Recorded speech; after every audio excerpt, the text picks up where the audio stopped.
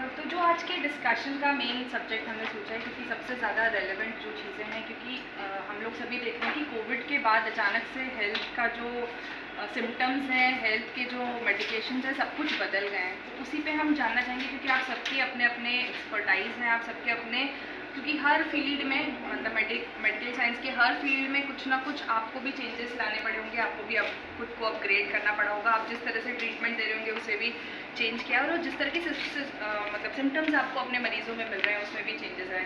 तो उसी पे हम चाह रहे हैं कि सभी लोगों से एक एक मिनट का, जो हमारे रीडर्स के लिए यूज़फुल होगा, जो आपके अपने एक्सपीरियंस और लर्निंग है, उस पर अगर हम बात कर सकें। तो सौरभ सर, आप इसे शुरू करते हैं। पोस्ट कोविड कैसे मेडिकल साइंस सिम्टम्स और ट्रीटमेंट बदला है, आपका कोई एक्सपीरियंस हो उसमें? मेरा तो experience as a COVID incharge था। History teachers us to learn from our experience. मुझे तो ऐसा लगता है कि शायद अभी हम लोग जो सीखे उसको इम्प्लीमेंट नहीं कर पा रहे हैं। जो कोविड के इश्यूज थे कि हमारी इंडिविजुअल हेड से हमें थोड़ा पब्लिक हेल्थ की ओर जाना चाहिए, उस पर भी हमारा फोकस नहीं हो पाया। हॉस्पिटल्स में गवर्नमेंट एंड प्राइवेट में अभी बहुत हारमोनियस इश्यूज नहीं है। बेड की इश्यूज थे, गवर्नमेंट मना कर दिया कि प्राइवेट हॉस्पिटल्स नहीं लेंगे, गवर्नमेंट हॉस्पिटल ओवरलोडेड हुए। सो हमारे पास कोई भी इंटीग्रेटेड बेड्स प्लान नहीं है कि यहाँ पे आईसीयू ख़त्म है या ये इंफ्रास्ट्रक्चर कमी है। हमारे पास अभी भी सप्लाई चेन के इश्यूज बरकरार हैं। फिर रैम्पेंट यूज़ हुआ है स्टेरॉइड्स के, उसके कॉम्प्लिकेशन हमारे यहाँ एवियन के रूप में आ रहे हैं और बाकी स्पेशलिटीज़ में आ रहे हैं। सो गवर्नमेंट लेवल पे जैसे उन्होंने कोविड के लिए एसओपीज़ बनाए, तो पोस्ट कोविड भी एसओपीज़ होने चाहिए कि ये इश्यूज आए किस तरह से हम उसे रिजॉल्व। बाकी तो इंडिविजुअल ग्लोकल कंसेप्ट है, ग्लोकल प्लस लोकल, उसमें हम लोग हर स्टेट अपने संसाधनों के हिसाब से रिजॉल्व। सर, मेडिकेशन में जैसे आपका जो एक्सपर्टाइज है, उसमें कैसे आपको लगता है कोविड के बाद आपने क्या सिम्टम्स देखे और क्या स्पेसिफिक जो लोगों ने झेला होगा उनके लिए? क्या हुआ कि कोविड में चूँकि गाइडलाइंस बहुत क्लियर नहीं थी, तो सबने स्टेरॉइड्स का बहुत यूज़ किया, और अब उसके जो साइड इफ़ेक्ट्स होते हैं ऑर्थोपेडिक्स में से बोलते हैं avian avascular necrosis of femoral head, उसके केसेस बहुत ज़्यादा हो गए हैं और वो यंग पेशेंट्स को हो रहे हैं, और उसमें हमारे पास ट्रीटमेंट ऑप्शन केवल टोटल हिप रिप्लेसमेंट बचा है। स्टेम सेल थेरेपी अवेलेबल है, पर इंश्योरेंस और आयुष्मान में भी स्टेम सेल थेरेपी को अप्रूव नहीं किया गया, तो पेशेंट ऑप्ट नहीं कर पा रहे हैं स्टेम सेल, ताकि उनके हम लोग DHR से स्टेप पहले रिजल्व कर सकें। सो समहाउ हमें पॉलिसी मेकर्स को स्टेम सेल थेरेपी के लिए भी अप्रूवल चाहिए, ताकि वो भी आयुष्मान भारत में आए, इंश्योरेंस सेक्टर में भी स्टेम सेल थेरेपी को अप्रूवल मिले, ताकि burden of replacement in young adults कम किया जा सके। बीइंग ए पीडियाट्रिशियन, मरीज कोविड के अपने यहाँ एडमिट रखे थे, और हमारे जैसा हमारा हेल्थ सिस्टम है, तो बेसिकली अभी हम लोग एक ट्रांजिशन फेज में हैं।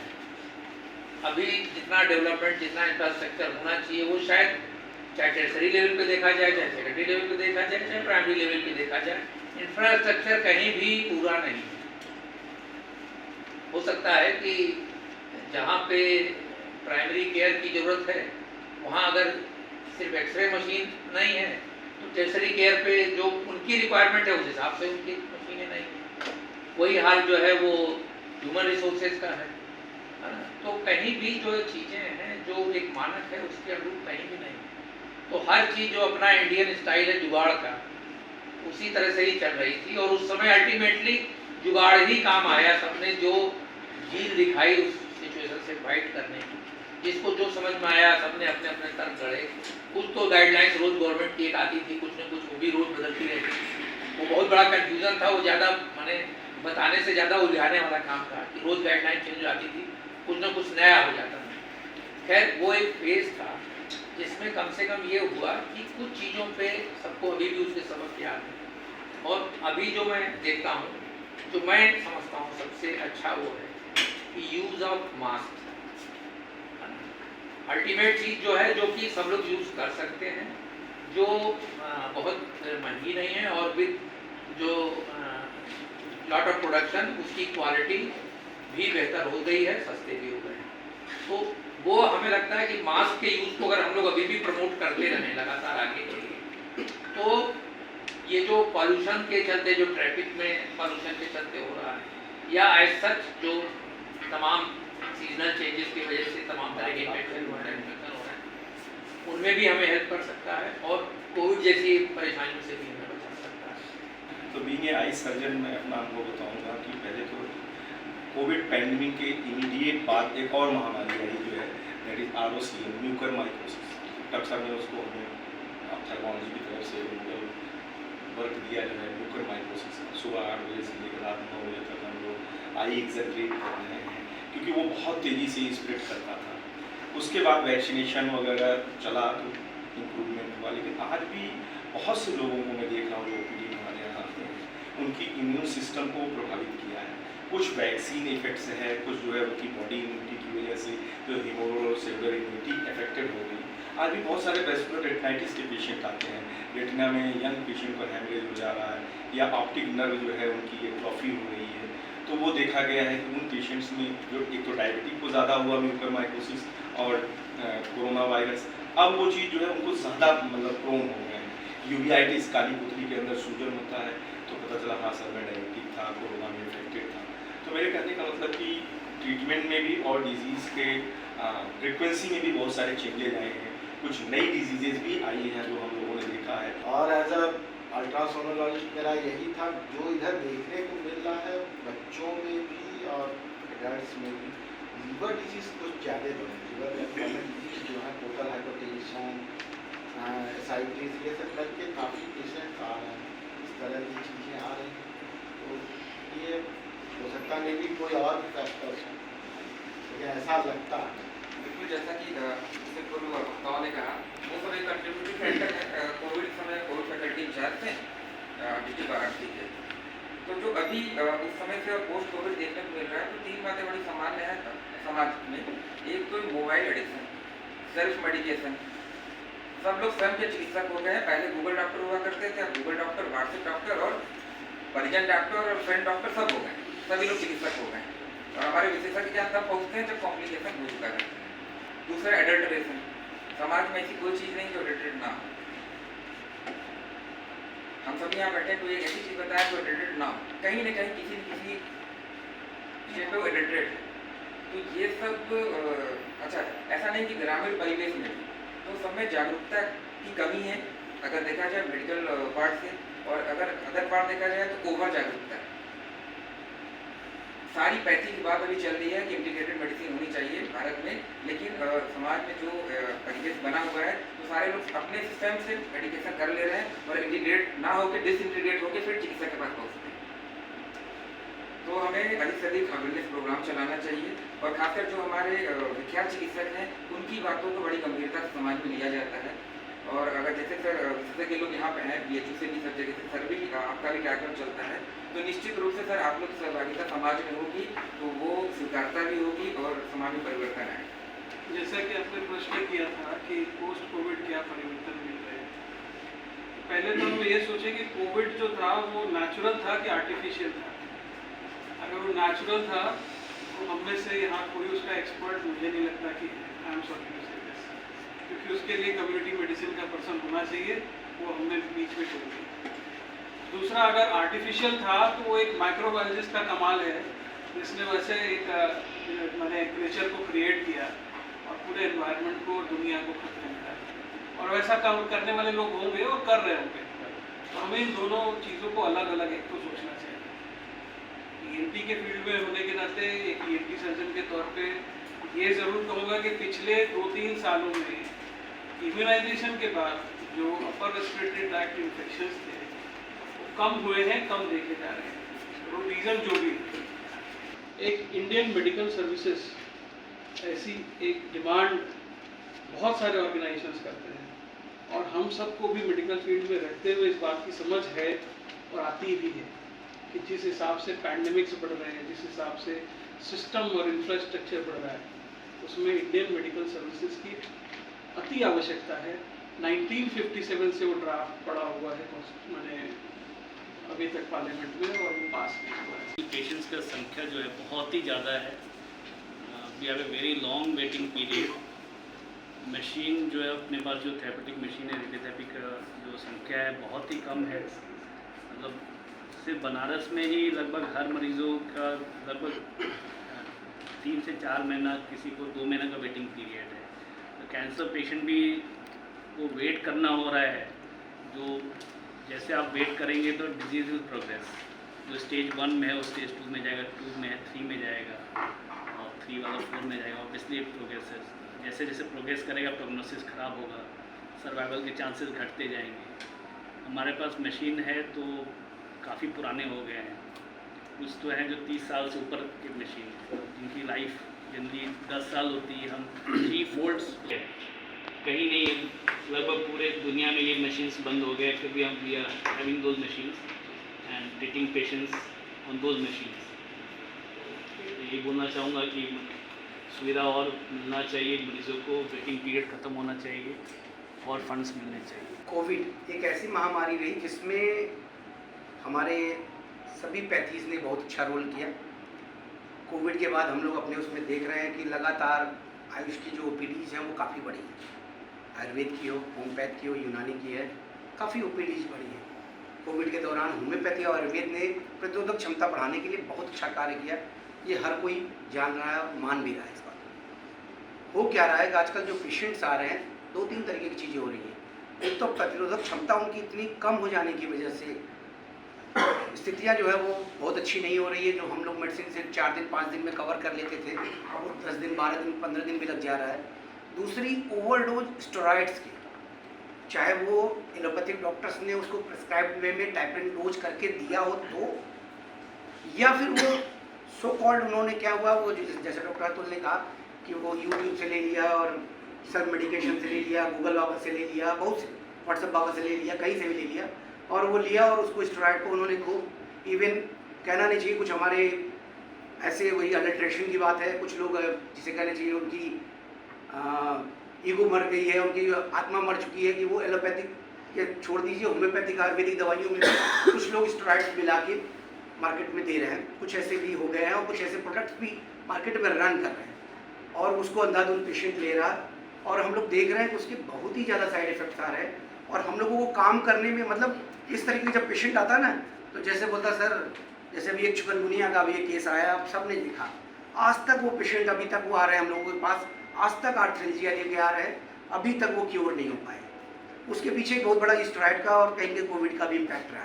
बाकी वो रिसर्च का विषय है, सब हम लोग बैठे हो रिसर्च करें, उस पर पता चले वो क्या रहा है। फिर वही स्टेरॉइड इतने ले लेके आ रहा है। जैसे वो पेशेंट आता है, सर हमको चिकनगुनिया हुआ था और ये जॉइंट अभी पकड़ा है, ये जॉइंट पकड़ा है, फिर क्या क्या दवाइयाँ ली, कुछ दवाइयों को जैसे वो थोड़ा सा देता है आइडिया, फिर हम लोग, मैं अपना बता रहा हूँ व्यक्तिगत, पहले तो अपना सिर पकड़ता हूँ, वो हो गया, मैं तो कर चुका ठीक है इसको, पहले उसको बैठ के समझाता हूँ, भैया देखो आपने क्या क्या किया है, कैसे किया है, अब मैं क्या करूँगा, मैं क्लासिकल होम्योपैथी आपके साथ शुरू करूँगा, इसमें आपको कोऑपरेट करना पड़ेगा, आपको थोड़ा एक्सरसाइज भी करना पड़ेगा, थोड़ा सिकाई भी करनी पड़ेगी, थोड़ा समय देना पड़ेगा।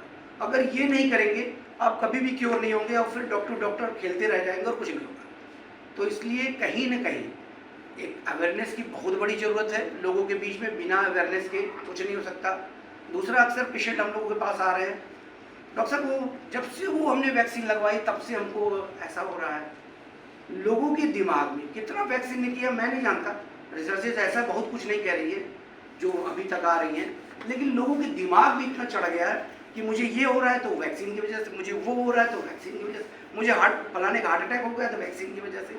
तो हम लोगों को कहीं ना कहीं अपने डे टू डे प्रैक्टिस में, ओपीडी में लोगों को इस बात को कंट्रोल करना पड़ रहा है, उनको कहीं कहीं उनको समझाना पड़ रहा है कि क्या है, उसकी वजह से क्या हुआ, आपकी वजह से क्या हुआ। तो जो लाइफ स्टाइल डिसऑर्डर्स पहले तो वैसे थे ही कोविड के पहले, लेकिन कोविड के बाद थोड़ी सी इनकी संख्या ज़्यादा बढ़ गई, जैसा कि सर आप सबने चर्चा किया ही था कि डायबिटीज़ के केसेस में ज़्यादा हुआ, एवियन के केसेज हुए, फैटी लिवर के केसेज आजकल ज़्यादा आ रहे हैं। तो केसेस की संख्या पहले की कंपेरिजन में बढ़ी तो काफ़ी है, और चूँकि सारे पेशेंट्स हम लोग के पास आते हैं तो हम लोगों ने देखा कि इसमें आयुर्वेद के रिस्पॉन्स काफ़ी अच्छा है। तो आप सभी जितने भी स्पेशलिस्ट हैं या सुपर स्पेशलिस्ट डॉक्टर्स हैं यहाँ पे, कुछ हमारे गुरु भी हैं, सर भी हैं, तो मुझे लगता है कि सबको आयुर्वेद का जॉइंटली या जैसे भी चाहे एक मौका देना चाहिए जितने भी पेशेंट्स आ रहे हैं, क्योंकि प्राइमरी स्टेज पे बड़ा अच्छे रिस्पांस मिलते हैं, नेफ्रोलॉजी में हो या फैटी लिवर केस में, डायबिटीज के केस में। हमारे आयुर्वेद में कहा गया है कि स्वस्थ से स्वास्थ्य रक्षणम आतुर से विकार प्रशमनम च, मतलब कि आतुर जो पेशेंट है उसकी चिकित्सा तो हमें करनी है, लेकिन उसके पहले उन्होंने कहा है कि स्वस्थ से स्वास्थ्य रक्षणम, तो हमें स्वास्थ्य की रक्षा करनी है। जैसा कि हम लोगों ने पोस्ट कोविड में सभी ने महसूस भी किया होगा कि जो पेशेंट्स आए, जैसे एक सिंपली अगर पहले कफ भी होता था तो वो 4-5 दिन में, 1 हफ्ते में ठीक हो जाता था, लेकिन अब अगर कफ हो रहा है तो काफ़ी दिन तक परसिस्ट कर जाए, या फिर कोई जॉइंट डिसऑर्डर्स हैं, जैसे इस बार जब चिकनगुनिया वगैरह जब हुआ है लास्ट ईयर अगस्त सितंबर में, तो उस टाइम पेशेंट्स को जॉइंट्स की प्रॉब्लम टिल नाउ अभी तक भी बनी हुई है। तो हमें ट्रीटमेंट तो देना है, लेकिन मुझे लगता है उसके साथ साथ जो हमारे यहाँ कहा गया है सदवृत्त और स्वस्थवृत्त, अगर हमने लाइफ स्टाइल को मैनेज नहीं किया है और डाइट को मैनेज नहीं किया, न्यूट्रिशन को नहीं अपना इम्प्रूव किया या और कोई इम्प्रूव अगर अवेयर नहीं किया तो इसमें प्रॉब्लम होगी। तो हम लोग को सबसे पहले अगर कोई आता है तो हमारा सबसे प्राइम फोकस होना चाहिए डाइट न्यूट्रिशन, और मतलब डाइट न्यूट्रिशन पे पर्टिकुलरली हमको ध्यान देना चाहिए। हम लोग खुद कहते तो हैं कि हमने इम्प्रूव किया, लेकिन अगर हम ही लोग इतने लोग यहाँ बैठे हैं तो हम लोग कितने लोग अपने लोग लाइफ स्टाइल को फॉलो कर पाते हैं। तो डाइट न्यूट्रिशन और लाइफ स्टाइल ये सबसे फर्स्ट प्राइम हमारा होना चाहिए, उसके बाद ट्रीटमेंट तो हम करेंगे कि आज ये करना है, ये नहीं करना है। तो मैक्सिमम पेशेंट तो हम लोगों ने भेज ही दिया, देखिए हायर सेंटर पे जाइए, हम लोग we are not eligible for it. और उसके बाद जो समय कोविड में जो प्रॉब्लम हुई उसके नेक्स्ट जब जैसा भी बताया गया, जो सेकंड अभी जो लास्ट ईयर चिकनगुनिया वाले केसेस हैं वो तो अभी तक परसिस्ट कर रहा है, यहाँ पेन वहाँ पेन, पहले भी हमारे वक्ता लोग बता चुके हैं उस पर। हमारे ख्याल से जैसा कि मैडम ने बोला कि हमें एक जनरल अवेयरनेस और इम्यूनिटी इन्हेंस करने के लिए, वैसे आजकल बहुत सारी यूनिवर्सिटीज़ चल रही है, बॉस्टन यूनिवर्सिटी भी है, डेली उसमें कोई ना कोई क्राइटेरिया आता रहता है, मैसेजेस आते रहते हैं, लेकिन जैसा आप पेपर वाले हैं तो एक जनरल अवेयरनेस कैंपेन ज़रूर चलाना चाहिए इम्यूनिटी बूस्ट करने के लिए, क्योंकि उस समय भी हम लोगों ने देखा कि same medication, same problem, same सारी चीज़ें, लेकिन हम लोग सर्वाइव कर गए ईश्वर की कृपा से और अपनी इम्यूनिटी की वजह से, और हमारे बीच से बहुत से लोग चले गए। तो आई थिंक इम्यूनिटी पे बहुत फोकस करना चाहिए मेरी ओर से बस। मैं अरविंद कॉलेज की प्राचार्य हूँ। मैं ये कहना चाहती, मैं सिर्फ एक शब्द कहना चाहती हूँ कि जैसे कि पहले क्या, क्योंकि मैं आयुर्वेदिक डिपार्टमेंट से हूँ, क्या हुआ कि हमें जो फोकस करना चाहिए, जैसे आज इतनी स्ट्रेसफुल लाइफ सभी की है, सब लोग इतना भागम भाग की ज़िंदगी कि अपने लिए 1 घंटा भी समय नहीं निकाल पाते। तो जो भी व्यक्ति अगर अपने रास्ते से अपने को फोकस नहीं करके करेगा, उसमें immunity problem, lifestyle disorder problem आना ही है। इसलिए हर व्यक्ति को ये सोचना चाहिए कि पहले मैं अपने स्वास्थ्य को देखूं, जब हम स्वस्थ रह पाएंगे तभी हम समाज की सेवा कर पाएंगे।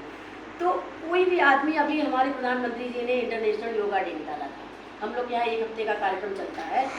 अगर किसी से पूछ लीजिए कि क्या हर व्यक्ति सुबह उठ के 1 घंटा अपने लिए कभी निकाल पाता है, तो जब हम अपनी पद्धति से बाहर भाग रहे हैं, तो हमारे लिए 1 घंटा की किस समय मुझे उठना चाहिए और किस समय मुझे करना चाहिए, ये काम करना चाहिए। अगर उससे हम दूर भागेंगे, तुरंत जल्दी उठ करके तुरंत ऑफिस जाना है, क्योंकि इतने कोई लोग जो है 10 बजे तक सोना चाहिए, 10 बजे तक सो नहीं पाता है, 12 बजे सोएगा, 1 बजे सोएगा, वो समय से उठ नहीं पाएगा। तो अपने लिए हर व्यक्ति को ये लेना चाहिए कि इस जो है भौतिकवादी समाज में इतनी भागम भाग की ज़िंदगी, सबकी लाइफ स्ट्रेसफुल है। मैं तो जानती हूँ ये प्रशासनिक पद पे इतना स्ट्रेसफुल लाइफ है, फिर भी हर व्यक्ति को अपने लिए 1 घंटे का समय ज़रूर निकालना चाहिए, तभी हम अपने को स्वस्थ कर पाएंगे और फिर उसके बाद अपने परिवार को स्वस्थ कर पाएंगे। कोविड आया, 3rd वेव जब आई, तो गवर्नमेंट ने एक बड़ा अच्छा अवसर दिया सभी लोग कि इंफ्रास्ट्रक्चर को मजबूत किया जाए। उसमें उन्होंने दिया कि 450 डिस्ट्रिक्ट्स ऑफ इंडिया में 42 बेडेड पीडियाट्रिक बेड यूनिट्स बनाने के लिए 196 डिस्ट्रिक्ट्स में दिया आपको टोटल 32 बेडेड। आज के स्टेट में मैं अभी वाराणसी का बताऊं तो कबीर चौरा में नहीं बना है, दीनदयाल में अभी बन के तैयार हुआ है, रामनगर में अभी बन रहा है। मैं अभी सिर्फ एक एग्जाम्पल के तौर पे इसको अन्यथा में न लें, मतलब ये हम बात हुई है 2021 से स्टार्ट हुआ है ये पैकेज, ये गवर्नमेंट का पूरा पैकेज आया है और हम कितना पीछे चल रहे हैं उस चीज़ को यूटिलाइज़ करने के लिए। और उसी चीज़ में हम लोगों ने डिपार्टमेंट ऑफ पीडियाट्रिक्स में अपने ICU बेड्स को काफ़ी अच्छे से अपग्रेड किया। हमने टर्सरी लेवल का एक ICU इस्टेब्लिश किया हमारे पीडियाट्रिक्स में, जिसमें हमारे पास सारी सुविधाएं हैं, स्टार्ट फ्रॉम दी ब्रोंकोस्कोपी है, डायलिसिस है, CRT एडवांस डायलिसिस है, पूरे इक्विप्ड बेड्स हैं। तो ये इंफ्रास्ट्रक्चर जो गवर्नमेंट ने कोई कमी नहीं की पोस्ट को, उसने एक अच्छा एक इंफ्रास्ट्रक्चर को अडॉप्ट करने के लिए एक अवसर दिया हमको, लेकिन हम कितना कर पाए और हमारा सिस्टम कितना यूटिलाइज कर पाया, इस पर इंट्रोस्पेक्शन करने की ज़रूरत है। क्योंकि हम ये कह रहे हैं कि हमारे पास चीज़ों की कमी है, डेफिनेटली हमारे पास इंटीग्रेशन की कमी है। हम उस चीज़ को कैसे इंटीग्रेट करके कैसे उसको आगे लेके जाना है, उस चीज़ पे हम फोकस्ड नहीं है। क्योंकि जो मेरा 3 साल का जो अनुभव है उसमें हम लोगों ने एक नई चीज़ जो स्टार्ट की, हम लोगों ने tele ICU consultation services start की है। 15 डिस्ट्रिक्ट्स पे यहाँ पे अभी चल रही है हमारे डिपार्टमेंट से। उसमें मैंने जो देखा है कि जो मेडिकल कॉलेजेस में जो ICU सर्विसेज चल रही है वो बेहतर है। उसमें हम वहाँ के PG डिप्लोमास को पढ़ा भी पा रहे हैं, वहाँ से कंसल्टेशंस भी कर पा रहे हैं, और टिल डेट अभी 1 साल का हमारा अनुभव है, उसमें हमने 250 कंसल्टेशंस की है। और उस 250 कंसल्टेशन में जो हमको जो अनुभव मिला है, डिसीजन मेकिंग, डायग्नोसिस और अर्ली रेफरल, इन 3 पॉइंट्स में हमको ज़्यादातर चीज़ें निकल के आई है कि वहाँ के डॉक्टर्स जो हमसे बार बार चीज़ों को पूछे हैं, उनको क्या डिसीजन मेकिंग में प्रॉब्लम आ रही है, डायग्नोसिस में और रेफरल। तो रेफरल पार्ट में हम लोग का थोड़ा सा लैकिंग है, क्योंकि हमारे पास कंस्ट्रेंट्स हैं बेड्स के, क्योंकि हम हर चीज़ को एकोमोडेट नहीं कर सकते, हर चीज़ को रेफर अपने पास नहीं कर सकते हैं। तो रेफरल पार्ट हम लोग थोड़ा सा वीक में रहे हैं, लेकिन डिसीजन मेकिंग में और उनको डायग्नोसिस बनाने में डेफिनेटली हेल्प कर पाए। कोविड पीरियड हम सब के लिए चैलेंजिंग पीरियड था, और स्पेशली प्रेग्नेंट महिलाओं के लिए, क्योंकि उस समय उनके लिए कोविड वैक्सीनेशन 9 महीने के पीरियड के दौरान जो देरी आती है, जो हम लोग ले रहे थे, उनके लिए उस समय कंपल्सेशन नहीं था कि उनको लेना है, क्योंकि इसके कॉम्प्लिकेशंस बहुत बताए जा रहे थे। तो जब हम लोग की फॉक्सी जो टीम है, हमारी नेशनल बॉडी है, उनकी बैठक हुई, तो उन्होंने बस एक जारी किया कि ये वैक्सीन जो है ये बहुत ज़रूरी है और ये प्रेग्नेंट महिलाएं भी ले सकती हैं। तो उसके बाद से जो है जो मॉर्बिडिटी और मोर्टेलिटी जो होती है वो कम हो गई। लेकिन हम और हमारी टीम ने कोविड के समय, और स्पेशली जैसे डॉक्टर साहब ने कहा कि कोविड जो है हम लोग सब लोग मिलकर एक टीम वर्क, सर का भी साथ रहा और टेली मेडिसिन के थ्रू हम लोगों ने अवेयरनेस बढ़ाया और पेशेंट से हम लोगों ने टॉक किया, क्योंकि पेशेंट बहुत प्रेग्नेंट महिलाएं बिकॉज इम्यूनो कॉम्प्रोमाइज स्टेट होती हैं, तो उनमें और भी खतरा डिजीज़ का बढ़ जाता है और बच्चों में भी ट्रांसमिशन का खतरा रहता है। इस चीज़ को लेकर हमारी टीम ने काफ़ी अच्छे से एकजुट होकर काम किया। और ऐसे स्त्री प्रसूति रोग विषय में मैं ये भी कहना चाहूँगी कि पोस्ट कोविड 2 चीज़ें बड़ी हैं। एक तो इम्यूनो कॉम्प्रोमाइज स्टेट तो है ही, थ्रोम्बोसाइटोपेनिया के मरीज प्रेग्नेंट महिलाओं में बढ़े हैं, और दूसरा ऑब्स्टेट्रिक कोलेस्टाइसिस ऑफ प्रेगनेंसी, एक लीवर डिसऑर्डर होती है, वो भी बढ़ी, काफ़ी बढ़ी। अब ये कितना इसके साथ इंटरलिंक है ये तो आगे समय रिसर्च ही बताएगा, और रिसर्चेस हो भी रहे हैं, मैं भी एक रिसर्च का पार्ट हूँ। तो मैं यही कहना चाहूँगी कि वैक्सीनेशन को लेकर सरकार ने, कोविड तो एक अलग मुद्दा है, सरकार ने जो वैक्सीनेशन स्पेशली प्रेग्नेंट वुमेन के लिए जो वैक्सीनेशन की हुई है, वो भी महिलाएं जो है हम लोगों ने स्टडीज़ में देखी सिर्फ 20% ही जो है वो लेती हैं, रेस्ट 80% अभी भी अनभिज्ञ है, क्योंकि बहुत सारे मिथ्स हैं, ये वैक्सीनेशन सही नहीं है, इसके कॉम्प्लिकेशंस हैं। सिर्फ वो 2 चीज़ों के लिए आती है, एक टेटनस वैक्सीन। यूरोलॉजी की फील्ड में पोस्ट कोविड जो चेंजेस आए हैं, मैं आपको बता सकता हूँ बहुत सारी चीज़ें कि इस तरह के पेशेंट्स आ रहे हैं, वैसा हो रहा है, और मैं आपको खाली एविडेंस बेस्ड बताऊंगा जो रिसर्च हुई है और जिसकी बेसिस पे यूरोलॉजिकल ऑर्गन्स में कोविड ने क्या इफेक्ट डाला है और जिसके क्या लॉन्ग टर्म इम्प्लीकेशंस हो सकते हैं। तो बेसिकली 3 ऑर्गन्स हैं जेनिटल यूरिनरी सिस्टम में जहाँ पे कोविड वायरस के इफेक्ट्स प्रूवन हैं स्टडीज़ में, जिसमें रिसर्च हो चुकी है। एक है किडनी, एक है टेस्टिस और एक है यूरिनरी ब्लैडर। किडनी में जो सबसे कॉमन प्रॉब्लम उस समय आई जब कोविड पेंडेमिक चल रहा था, जो लोग कोविड से इफेक्टेड थे, जिसको AKI कहते हैं, acute kidney injury. Doctor Shivendra उसके बारे में ज़्यादा अच्छा बताएंगे, ये उनका डोमेन है। तो एक्यूट किडनी इंजरी जो AKI होता है, ये इन पेशेंट्स में देखा गया। अगर आपको याद हो, कोविड का जो वायरस है उसमें स्पाइक प्रोटीन्स होते थे जो अक्सर बहुत मीडिया में चलते थे। स्पाइक प्रोटीन जिस चीज़ से जाके अटैच होता है, जिसको ACE2 रिसेप्टर्स कहते हैं, तो जहाँ जहाँ ये ACE2 रिसेप्टर्स होते हैं वो ऑर्गन्स पर्टिकुलरली अफेक्ट हुए कोविड से, और उन्हीं से रिलेटेड साइड इफ़ेक्ट्स या लॉन्ग टर्म कॉम्प्लिकेशंस बाद में देखने को मिले। तो एक किडनी था।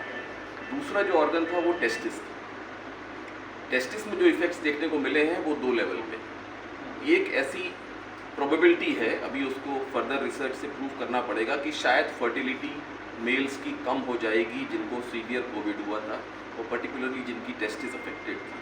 ये ऑटोप्सी स्टडीज़ हुई हैं, जो लोग कोविड से जिनकी डेथ हुई उनका पोस्टमार्टम करके उनकी टेस्टिस एग्जामिन की गई, तो उसमें ये चेंजेस मिले हैं। सेकेंड है जो टेस्टिस से हार्मोन सीक्रेट होता है, टेस्टोस्टेरोन, जो मेल सेक्स हार्मोन है।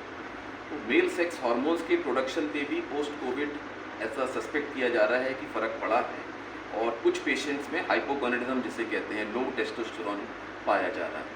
और तीसरा जो ऑर्गन इन्वॉल्व था वो यूरिनरी ब्लैडर था। तो ब्लैडर में जो हुआ, जिसको वायरल सिस्टाइटिस कहते हैं या हेमरेजिक सिस्टाइटिस कहते हैं, जिसके कारण पेशेंट्स को यूरिन से संबंधित इश्यूज बढ़ गए हैं। यूरिन की फ्रीक्वेंसी ज़्यादा होना या यूरिन में ब्लड आना। आप यूरिन का टेस्ट कराएं तो कोई इन्फेक्शन नहीं निकलेगा, पर पेशेंट को सिम्टम्स बने हुए हैं। तो जो इस तरह का नॉन बैक्टीरियल सिस्टाइटिस वाला पार्ट है वो कोविड के कारण रिलेटेड मिला। अब इन सारी चीज़ों के कुछ स्पिल ओवर इफेक्ट्स हुए। जैसे हम लोग प्रोस्टेट के कैंसर में हार्मोनल थेरेपी यूज़ करते हैं, पेशेंट्स के हार्मोन्स की सप्लाई कट ऑफ कर देते हैं। अब अगर कोविड के कारण पेशेंट का सेक्स हार्मोन लेवल कम हो गया है, तो CA प्रोस्टेट का जो डिसीज़ कंट्रोल है उस पर फ़र्क पड़ने लगा। तो इस तरह के स्पिल ओवर इफेक्ट्स भी हो रहे हैं। तो it will take many years जब तक हम लोग बता पाएँ कि एक्चुअली क्या हुआ था कोविड से और लॉन्ग टर्म कॉम्प्लिकेशंस क्या होंगे। अभी खाली हमें थोड़ा सा कॉशियस रहना पड़ेगा कि हम पब्लिक में पैनिक ना फैला दें कि कोविड के कारण यही हो रहा है।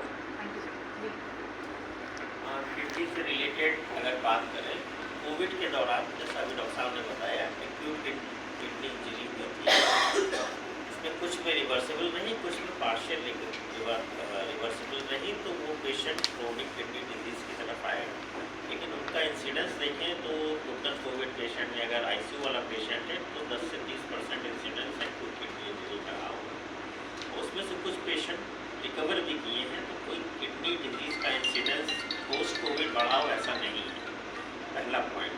दूसरा, वैक्सीन रिलेटेड किडनी डिजीज़, इसकी भी रिपोर्ट्स हैं कि कुछ pneumonia disease post vaccine reported है, लेकिन उनका भी इंसिडेंस बहुत बड़ा नहीं है जो बोला जाए कि कोविड वैक्सीन का मेजर साइड इफेक्ट था। लेकिन हाँ, कुछ पेशेंट्स में साइड इफेक्ट देख रहे हैं।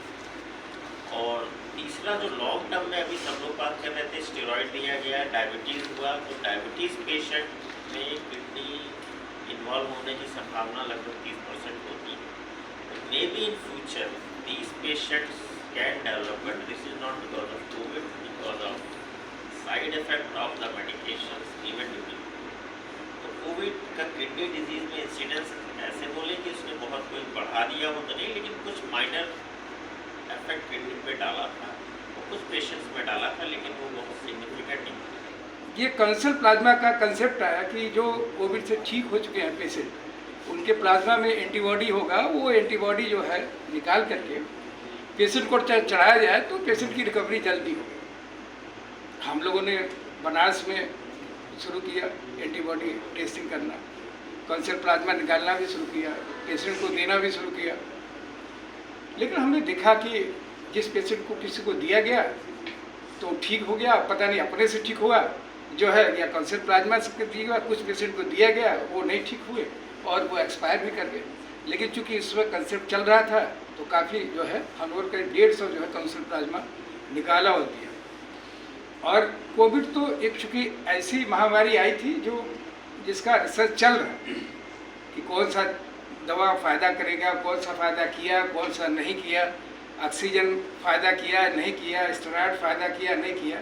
और बाद में सब निकल के आया कि मैक्सिमम चीज़ फ़ायदा नहीं किया, और सपोर्टिव ट्रीटमेंट में स्टेरॉइड और ऑक्सीजन यही 2 था जो मतलब मरीजों को ठीक किया। और सबसे बड़ी चीज़ है कि इतनी मज़ेदार बात थी कि अगर जिसका इम्यूनिटी बहुत ज़्यादा है वो भी मरा, जिसका इम्यूनिटी कम है वो भी मरा, जो मरा वही नहीं जिसका इम्यूनिटी सामान्य था, क्योंकि हाइपर इम्यून रिएक्शन से भी काफ़ी पेशेंट एक्सपायर किए, है ना, और जिसका इम्यून कम था वो भी एक्सपायर किया।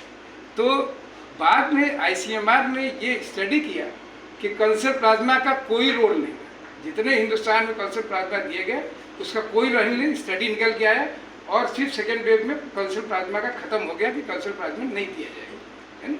तो ये सब अभी भी स्टडी चल रहा है। पोस्ट कोविड में तमाम तरीके की जो है भयावह बातें चल रही है, किसी का हार्ट अटैक हो गया, कोई नाचते हुए गिर गया मर गया, है ना, कोई ड्यूटी पर है कुर्सी पर बैठा हुआ मर गया। तो उसके लिए कि कहीं ऐसा तो वैक्सीनेशन तो सबका हुआ था, मैक्सिमम लोगों का वैक्सीनेशन हुआ था, तो दिमाग में यही जाता कहीं ऐसा भी कोविड हुआ था वो वैक्सीन से हुआ था।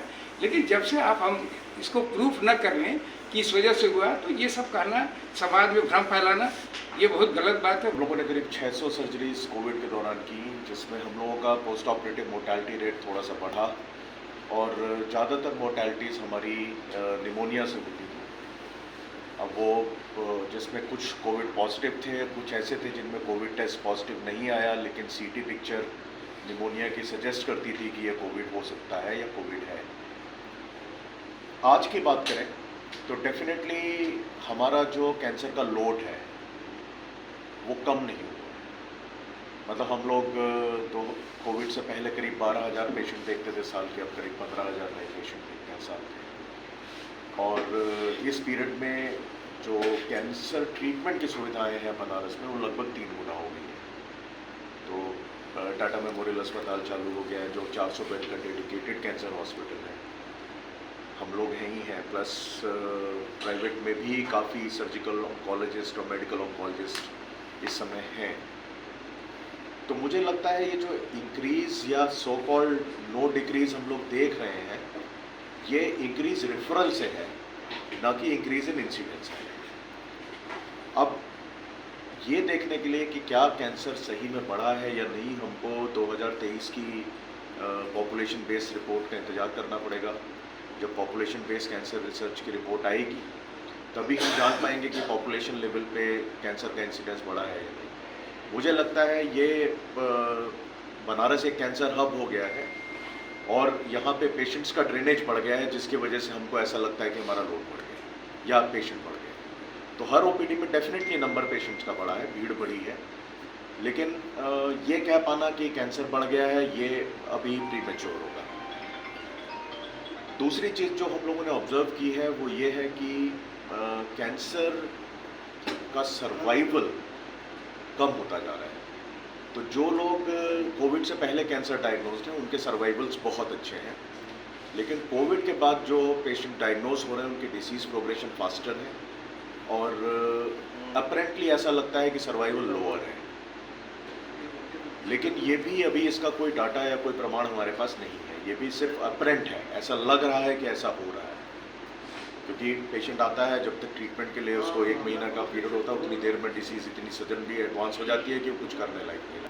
तो मेरे समझ से कोविड के बाद मेडिकल जो बीमारियों का जो प्रेजेंटेशन है वो बहुत कुछ बदल गया है, नए तरीके के प्रेजेंटेशंस हैं। उसमें पहला ये है कि जो मानसिक स्तर पर डिप्रेशन, एंजाइटी, तरह तरह के सपने आना, नींद ना आना, पर्सनालिटी चेंजेस, ये लगभग 36% पेशेंट्स में हम लोग अभी फॉलोअप कर रहे हैं। दूसरा जो पेशेंट की एक सबसे बड़ी दिक्कत है कि जो पहले मेनिंजो इनकेफेलाइटिस प्रेजेंट करते थे, अब वो ऑटो इम्यून इनकेफेलाइटिस की तरह अभी ढेर सारे मरीज भर्ती हो रहे हैं, जिनके बारे में ये नहीं पता लग पा रहा कि किसी एक पर्टिकुलर वायरस से हैं या इनके और भी संक्रमण इनमें है। तो बहुत संक्रमण नहीं दिखता, अल्टीमेटली ये सारे मरीज ऑटोइम्यून इनकेफेलाइटिस के ग्रुप में जा रहे हैं। ये एक नई पिक्चर है। तीसरा जो भी डॉक्टर साहब कह रहे थे कि ट्यूबरक्लोसिस का बहुत बदलाव हो गया है प्रेजेंटेशन में, तो खास करके जो दिमाग की ट्यूबरक्लोसिस है उसका प्रेजेंटेशन ही नहीं, उसके इलाज में भी बहुत ढेर सारा बदलाव आ गया। कितना बदलाव आएगा ये अभी समय बताएगा, अगला 10 साल 20 साल बताएगा। मतलब हम लोग न्यूरोलॉजी में जो मरीज़ देख रहे हैं उसमें ऐसा लगता है जैसे एक नई न्यूरोलॉजी की पूरी विवरण लिखी जाएगी, लेकिन उसके लिए 10-15 साल टाइम, 20 साल लगेगा, जैसा डॉक्टर त्रिवेदी से बता रहे थे कि एविडेंस बेस्ड ही हम लोग बात कर सकते हैं। एक बहुत ज़रूरी बात और भी कहनी है जो बहुत सीनियर एज ग्रुप में दिख रहा है। BHU के हमारे करीब 22 ऐसे सीनियर प्रोफेसर्स हैं, फैकल्टी मेंबर्स हैं, स्टाफ हैं, जिनमें डिमेंशिया, भूलने की बीमारी देखी जा रही है। और वो पहले बहुत अच्छे थे कोविड से पहले, किसी में माइल्ड कोविड था, किसी में सीवियर कोविड था। 3 लोग थे जो सीवियर कोविड वाले ICU से फिर रेफर होकर वापस आए। तो एक तो ये बदलाव वाली बात है। दूसरा, न्यूरोलॉजी विभाग में कोविड के दौरान भी बराबर एक नए तरीके का प्रयोग करता रहा, जिसमें एक बहुत सफल प्रयोग था। IT BHU के साथ हम लोगों ने ऑक्सीजन फेरी वाला नाम से एक कंसेप्ट शुरू किया, जिसको one of the best innovations award India का मिला। इसमें क्या था कि 22 अप्रैल तारीख हम लोग को याद है, ये डिसाइड किया कि जब गाँव में लोग मरने लगे तो प्रधानमंत्री जी का एक मैसेज था कि जहाँ बीमार वहीं उपचार। तो उसमें जो सूमो जो ऑटो रिक्शा था, उसमें करीब 6-6 सिलेंडर के साथ हमारे 4-4 वॉलेंटियर्स, और हम लोगों ने 4 दिनों में लगभग 47,000 मरीजों का स्क्रीनिंग किया था। और उसमें 72 मरीजों को हम लोगों ने BHU ट्रांसफ़र भी किया, और ये इंटरनेशनल पब्लिकेशन में ये स्टडी छपी, ऑक्सीजन फेरी वाला रिसोर्स लिमिटेड सेटिंग में पेरिफेरल ICU का कंसेप्ट। तो बाद में भी अभी हम लोगों ने ये कंसेप्ट दिया कि पेरिफेरल ICUs बहुत मजबूत होने चाहिए। जैसे डॉक्टर साहब ने कहा कि चीज़ों को ICU वर्चुअली केवल मशीन से नहीं, डॉक्टर्स की ट्रेनिंग, सर बैठे हुए हैं, और मतलब डॉक्टर्स की ट्रेनिंग और तमाम तरीके का इन्वॉल्वमेंट लोगों के, मरीजों के साथ चाहिए।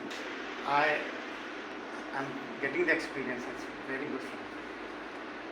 But before I start, I'll put up with one few things.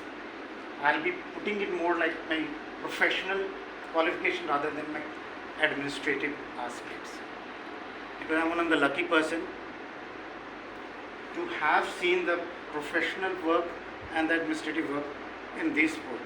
My senior person is over here, Dr. Singh.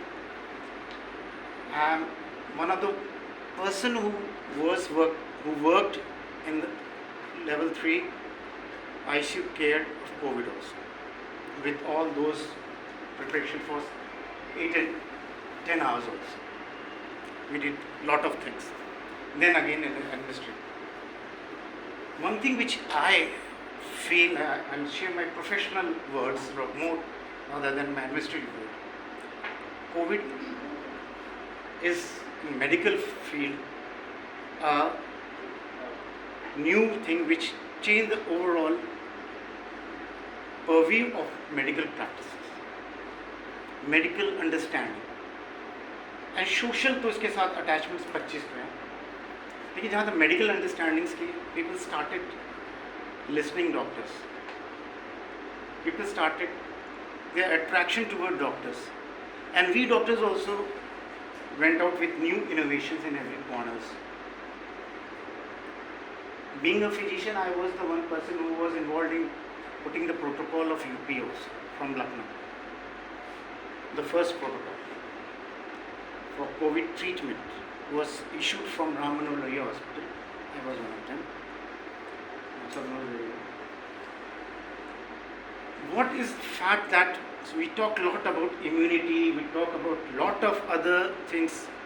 Let's understand it was a virus, and every virus has its own courses of etiology, pathology and clinical features, and this was one of them. None of them over here we can specify that it caused this, it caused that, it caused that. Still to learn. But really what is a figure that it came out with a test of medical field and medical fraternity to give an answer for that also, because we had a very good vaccine which just came in 1.5 years, and the mass was protected leave out the word coming in WhatsApp University, we are not concerned, we are scientists. We only talk about evidences. Every infection will leave post-infection problems. Maybe viral, maybe bacterial, maybe protozoal, because I'm in that field, that's why I'm answering this. But still need to study lot, because it was one of the influenza virus, a much upgraded virus, and what was the sites of invasions? Maybe pneumonic, maybe other places, but still date we know only about mnemonic presentations, because influenza virus is supposed to only have the respiratory system to be involved. Post-respiratory, other systems are getting involved, that has to be answered definitely after researches and everything. It cannot be individualized because of that, because of this, because of this, because of that. But truly speaking, it was a phase which made us all understand our own subject thoroughly, learn and come out with very short interval with answers also, and medical fraternity did that. Maybe anywhere, maybe Indian or not outside, but they did it. And the mass was survived. Mass is still survived. What is coming now next, what will it be, their matter of researches and other thing to answer, that is. But definitely it changed the overall attitude of our social, administrative approach and other things also. We came out with a disease. We talk a lot about communicable disease. Let me give some figure to you. In 1996 census, 1996 survey of SRS, communicable disease used to be on top, most common cause of all-cause mortality. Diarrheal disease, communicable disease. In 1996 SRS survey.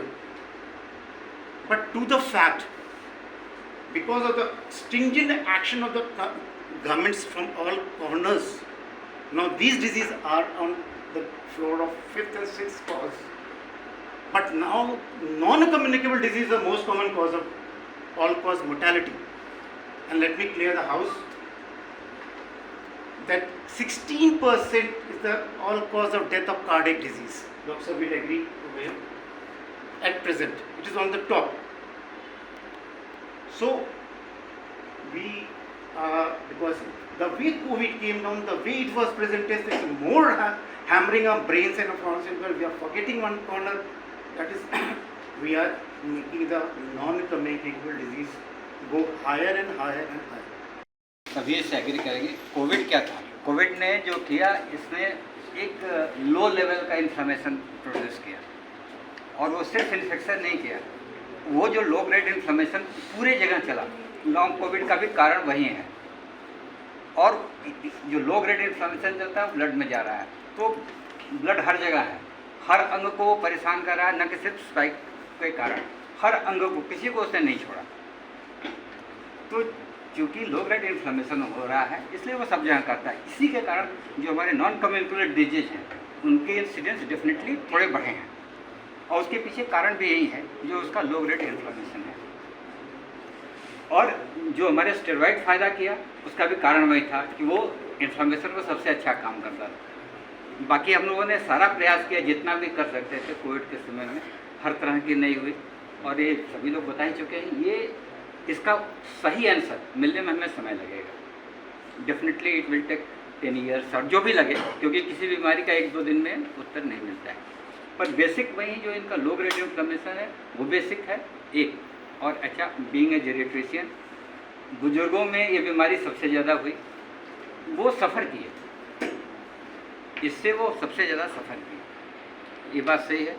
वैसे भी उनमें immunity थोड़ी कम हो जाती है, उम्र के साथ हर चीज़ें ढलती हैं, तो हल्का भी इन्फ्लेमेशन उनके लिए ज़्यादा होने लगा, और इसलिए वो सफ़र किए, इसलिए उनमें मोर्टेलिटी भी बहुत ज़्यादा रही कंपेरेटिवली बाकी यंग के तुलना में। या जो डायबिटिक हुए, उनमें बढ़ा। डायबिटिक इंसिडेंस सिर्फ स्टेरॉइड से नहीं बढ़ा। बहुत सारे लोग जो ज़िंदगी में कभी डायबिटिक नहीं थे, एक मैं भी था उनमें, last time at the time 62 में मैं डायबिटिक, 63 में रदर मैं डायबिटिक हो गया आफ्टर कोविड, लेकिन मुझे भी कोई सिम्टम नहीं था। पूरे अस्पताल में काम करते रहे, कोई सिम्टम नहीं था। बट ये जो होता है, पहले मैं कभी नहीं था प्री डायबिटिक, बट आफ्टर 2-4 महीने हो गए।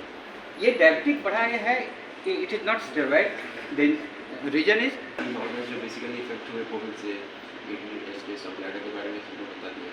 इमीडिएटली कोविड के दौरान जो हमने देखा था, जो पोस्ट ट्रांसप्लांट पेशेंट्स थे, जो कोविड और लॉकडाउन की वजह से उनको कई बार मतलब उनका इम्यूनोसप्रेशन चलता है, उससे एक्सेस नहीं हो पाया उनका, तो कुछ पेशेंट्स में रिजेक्शन हुए हैं।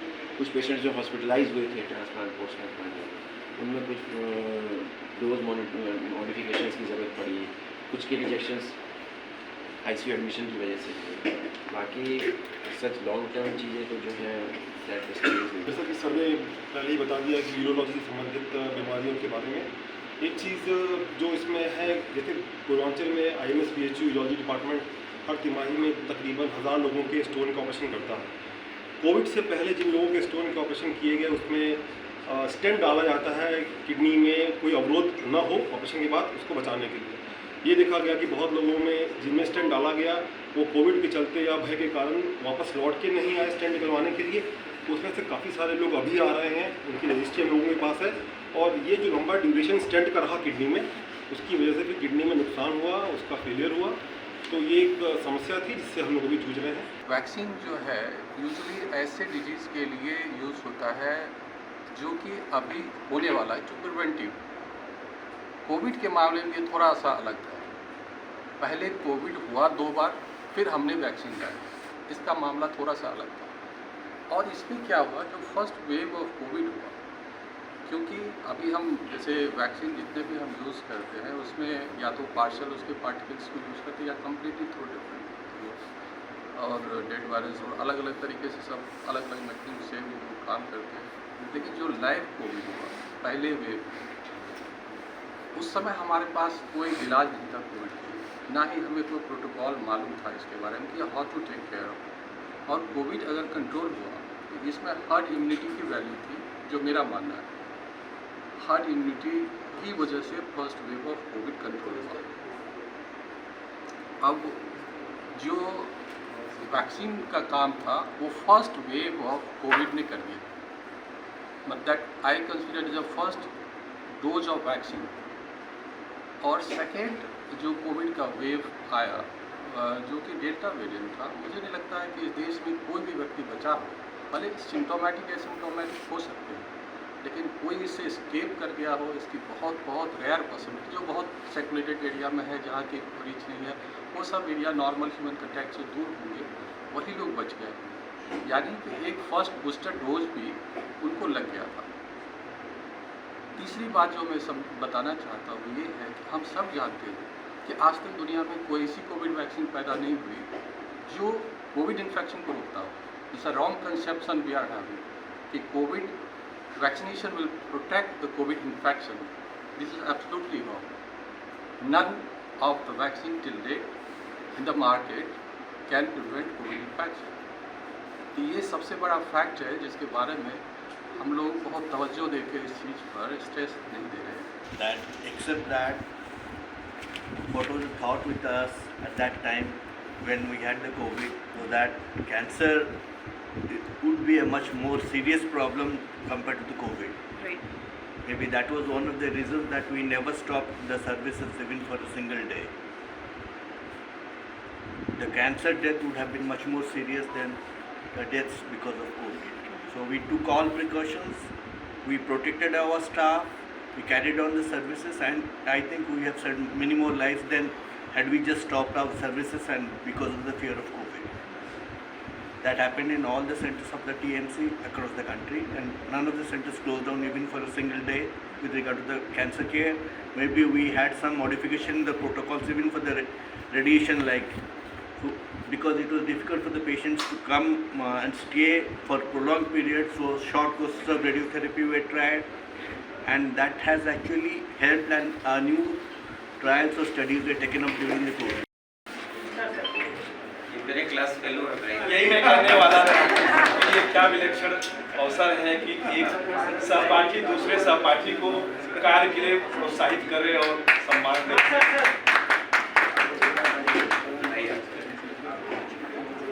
प्रोफेसर संगीता राय मैम को करना चाहिए।